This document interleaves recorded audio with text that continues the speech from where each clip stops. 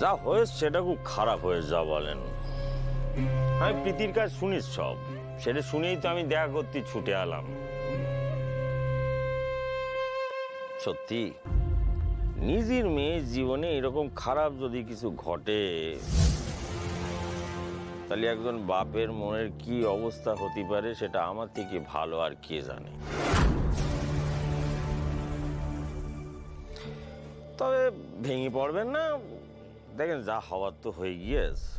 আর নতুন করে আবার ভাবেন, চেষ্টা করেন, ভবিষ্যতে আবার একটা ভালো ছেলে ঠিক জুটে যাবে।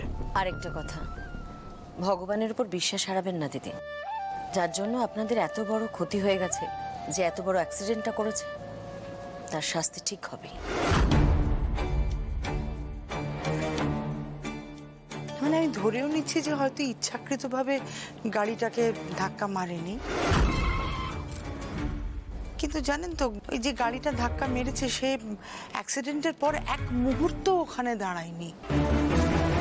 এই যাবি নেই বাবা বাবা আমি ভুল করে গাড়িটাকে ধাক্কা মেরে দিয়েছি। গাড়ির লোকগুলো ঠিক আছে কিনা আমাকে একবার দেখতে দাও। আমি বারণ করতেছি কিন্তু তোমার পাকাই মারবা না একদম। পৃথিবীটা এখন একদম প্রতারকে ভরে গেছে।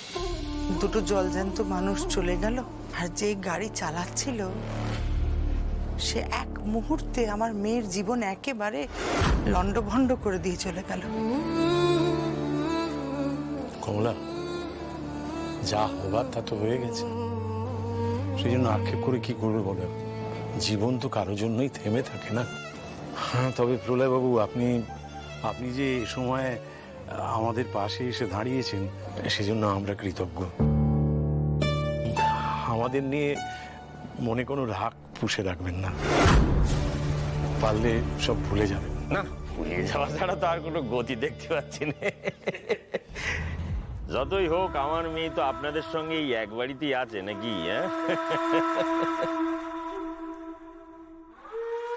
যাক বাবা, রেগে থাকলেও গাড়ি থেকে ঠুকিছিল সেটা এরা কেউ জানে না। বাঁচা গিয়েছে।